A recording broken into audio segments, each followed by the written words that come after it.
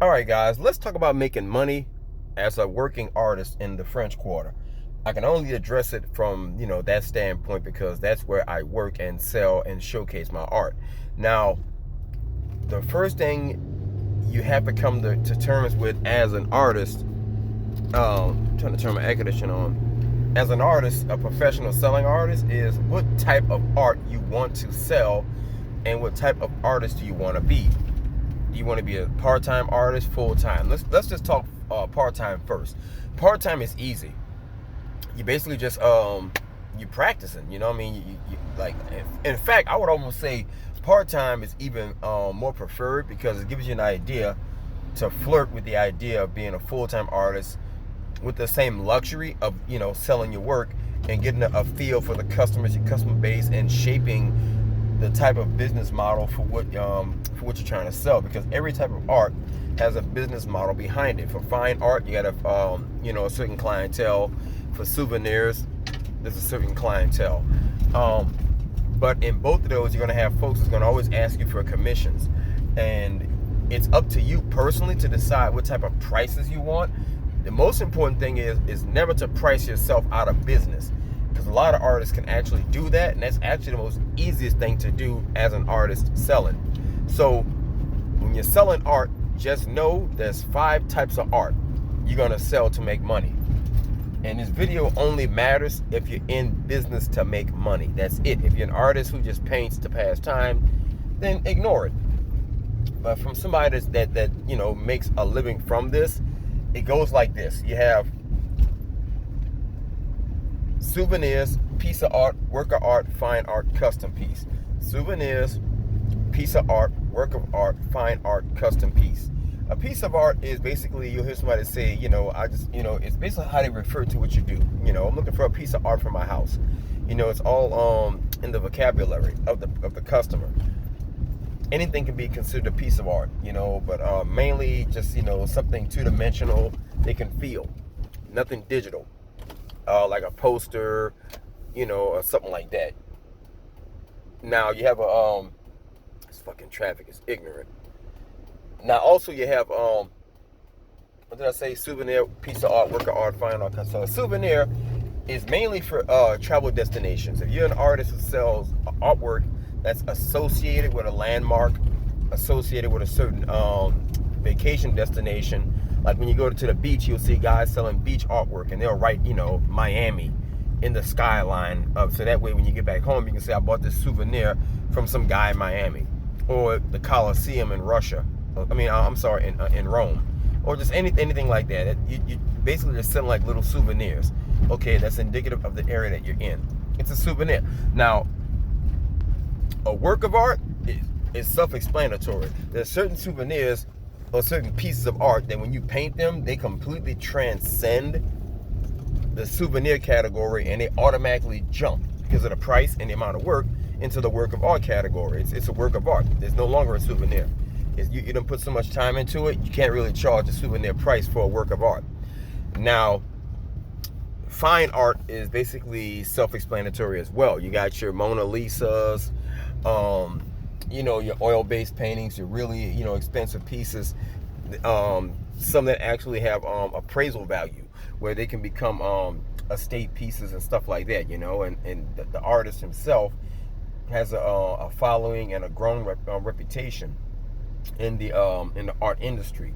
And a custom piece. Custom piece is category number 5. Number 5 is when somebody commissions you to do a custom piece of art in your style. Now there's also forgeries, and art forgeries. I've had a couple of those where I can do a remake of somebody else's artwork, but I have to sign it like ricco after Picasso or something like that. So something like that, it can be done. And now as far as the type of customers that buy art, now this is very careful, and this is very important. The first kind of customer are those who like your work. Mostly women. They'll come by and say, oh my God, I love this, it'll go in my bedroom or whatever, and they buy it, you never see them again. Number 2 is a collector. Collectors, mainly couples. you'll see a man and a girl buying something when they're traveling, and you'll hear them say, "Oh man, we always buy this dude's work," especially wherever we travel from. But you'll notice that they're buying stuff just to collect it for the sake of saying, "I was here and I bought that piece when I was in Rome. I bought this piece in Africa." So they're not really collectors; they're like hoarders almost to a degree. But nevertheless, they're buying your artwork. So who really gives a shit? Now, number 3 is a dealer. Now the dealers, they function almost like an agent, where a dealer will say, "Well, look here, I have an interior design studio, and a lot of my clients come in looking for a particular piece for the front room to complement the wall, and I need a wall solution and a couple of pieces from you, and I'll put them on my showcase floor. So cut me a deal if I buy 10 pieces from you that I can sell at a higher markup." That negotiation is between you and the dealer. A dealer is a damn good person to have in your back pocket when business is slow, because you can call the dealer and say, "Hey, I got a couple of pieces I want to get off my hand, and I think I'm looking to cut you a good wholesale price on them." The other customer is the worst. This customer is a copycat. A copycat will actually buy your work at face value, and go back to New York or somewhere, and they'll just make reproductions of your work. They'll make reproductions, or they'll also just buy your work at face value, so they can reverse engineer it and just copy off your style, completely rip your style off. That's not uncommon. It happens in the music business, happens in dance and film. You'll notice a lot of people who become copycats of other people's style of their work, and they almost like single white female style, almost like just take your identity. Now, category 5 is of the type of customers who buy your work is the other artists themselves. A lot of other artists are art connoisseurs themselves. They are fans of other artists. Like myself, I buy art from other artists, especially if the artist does work that I admire. I'm really into like reclaimed wood. I love to see an artist who can take a piece of old wood and just make like a structure or a sculpture out of like trash or like found objects. I love that kind of work.